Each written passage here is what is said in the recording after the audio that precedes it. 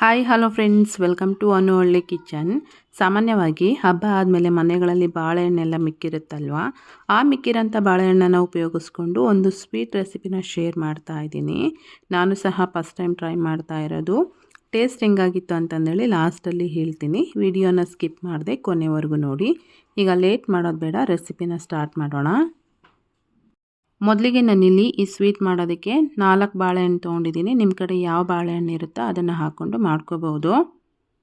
ಬಾಳೆಹಣ್ಣಿನ ಸಿಪ್ಪೆ ಎಲ್ಲ ತೆಗೆದು ಈ ರೀತಿ ಕಟ್ ಮಾಡ್ಕೊಂಡಿದ್ದಾದಮೇಲೆ ಅದನ್ನು ಒಂದು ಮಿಕ್ಸಿ ಜಾರಲ್ಲಿ ಸೇರಿಸ್ಕೊಂಡು ಈ ರೀತಿ ಸ್ಮೂತಾಗಿ ಪೇಸ್ಟ್ನ ರೆಡಿ ಮಾಡಿ ಸೈಡಿಗೆ ಎತ್ತಿಟ್ಕೊಳ್ತಾ ಇದ್ದೀನಿ. ಇವಾಗ ಈ ಪೇಸ್ಟ್ನ ಸೈಡಿಗೆ ಎತ್ತಿಟ್ಕೊಂಡಿದ್ದಾದಮೇಲೆ ಇನ್ನೊಂದು ಸೈಡಲ್ಲಿ ಒಂದು ಸಣ್ಣ ಪಾತ್ರೆಗೆ ಒಂದು 1/4 ಕಪ್ ಆಗೋಷ್ಟು ಬೆಲ್ಲನ ಸೇರಿಸ್ಕೊಂಡು ಅದ್ರ ಜೊತೆ ಒಂದು ಅರ್ಧ ಕಪ್ನಷ್ಟು ನೀರು ಹಾಕಿ ಬೆಲ್ಲ ಎಲ್ಲ ಕಂಪ್ಲೀಟಾಗಿ ಕರಗಿದ ಮೇಲೆ ಇದನ್ನು ಸಹ ಪಕ್ಕಕ್ಕೆ ಎತ್ತಿಟ್ಕೊಂಡು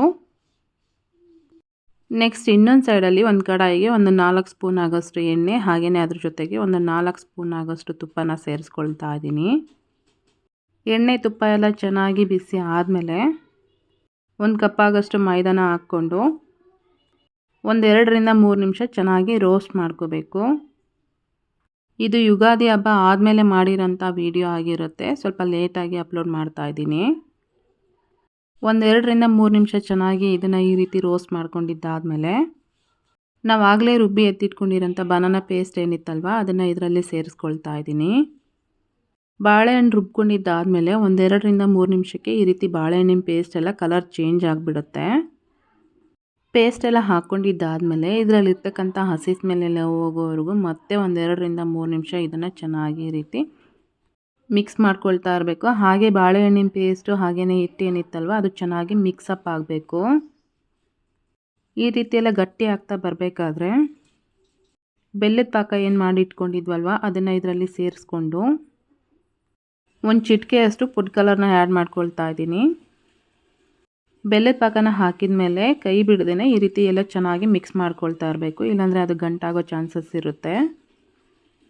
ಹಿಟ್ಟಿಗೆ ಚೆನ್ನಾಗಿ ಬೆಲ್ಲದ ಪಾಕ ಎಲ್ಲ ಹಿಡಿಬೇಕು, ಅಲ್ಲಿವರೆಗೂ ನಾವು ಇದನ್ನು ಈ ರೀತಿ ಚೆನ್ನಾಗಿ ಮಿಕ್ಸ್ ಮಾಡ್ಕೊಳ್ತಾ ಇರಬೇಕು. ನೋಡ್ತಾ ಇದ್ದೀರಲ್ವ ಈ ರೀತಿ ಗಟ್ಟಿ ಆಗ್ತಾ ಬರಬೇಕಾದ್ರೆ ಈಗ ಕೊನೆಯದಾಗಿ ಸ್ವಲ್ಪ ಡ್ರೈ ಫ್ರೂಟ್ಸ್ನ ಕಟ್ ಮಾಡಿ ಹಾಕ್ಕೊಳ್ತಾ ಇದ್ದೀನಿ. ನಿಮ್ಮ ಕಡೆ ಯಾವ ಡ್ರೈ ಫ್ರೂಟ್ಸ್ ಇರುತ್ತೋ ಅದನ್ನು ಹಾಕ್ಕೊಂಡು ಮಾಡ್ಕೋಬೋದು. ನಾನಿಲ್ಲಿ ಬಾದಾಮಿ, ದ್ರಾಕ್ಷಿ, ಗೋಡಂಬಿನ ಹಾಕ್ಕೊಳ್ತಾ ಇದ್ದೀನಿ.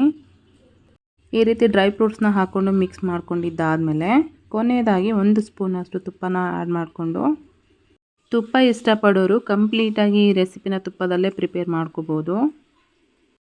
ತುಪ್ಪ ಹಾಕ್ಕೊಂಡು ಮಿಕ್ಸ್ ಮಾಡ್ಕೊಂಡಿದ್ದಾದಮೇಲೆ ಇವಾಗ ಇದನ್ನು ಒಂದು ಪ್ಲೇಟಿಗೆ ತಗೊಂಡು ಅದು ಕಂಪ್ಲೀಟಾಗಿ ತಣ್ಣಗಾಗೋದಕ್ಕೆ ಬಿಡಬೇಕು. ಪ್ಲೇಟಿಗೆ ತಗೊಂಡಿದ್ದಾದಮೇಲೆ ಇದನ್ನು ಈ ರೀತಿ ಸೈಡಿಗೆಲ್ಲ ನೀಟಾಗಿ ಪ್ರೆಸ್ ಮಾಡಿಕೊಂಡು ಮತ್ತು ಇದ್ರ ಮೇಲೆ ಸ್ವಲ್ಪ ಡ್ರೈ ಫ್ರೂಟ್ಸ್ನ ಹಾಕ್ಕೊಂಡು ಇದು ಕಂಪ್ಲೀಟಾಗಿ ತಣ್ಣಗಾದ್ಮೇಲೆ ನಮಗೆ ಯಾವ ಶೇಪಲ್ಲಿ ಬೇಕೋ ಆ ಶೇಪಲ್ಲಿ ಕಟ್ ಮಾಡಿಕೊಂಡ್ರೆ ಸ್ವೀಟ್ ಅನ್ನೋದು ರೆಡಿ ಆಗುತ್ತೆ. ಈ ರೆಸಿಪಿ ಎಲ್ಲ ರೆಡಿ ಆದಮೇಲೆ ನಾನು ಈ ಸ್ವೀಟ್ ತಿಂದಿದ್ದಾದಮೇಲೆ ನನಗನ್ಸಿದ್ದು ಏನು ಅಂದರೆ ಹಣ್ಣನ್ನು ಹಣ್ಣಿನ ಥರ ತಿಂದ್ರೇ ಚೆಂದ ಅಂತ ಅನ್ನಿಸ್ತು. ನನಗೇನು ಈ ಸ್ವೀಟ್ ಅಷ್ಟೊಂದು ಲೈಕ್ ಆಗಲಿಲ್ಲ.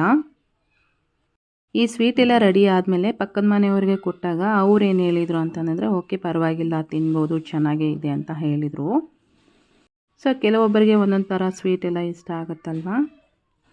ಸೊ ಇವತ್ತಿನ ರೆಸಿಪಿ ಇಷ್ಟೇ, ಮತ್ತೆ ಹೊಸ ರೆಸಿಪಿ ಜೊತೆ ಸಿಗೋಣ. ಅಲ್ಲಿವರೆಗೂ ಟೇಕ್ ಕೇರ್, ಬಾಯ್.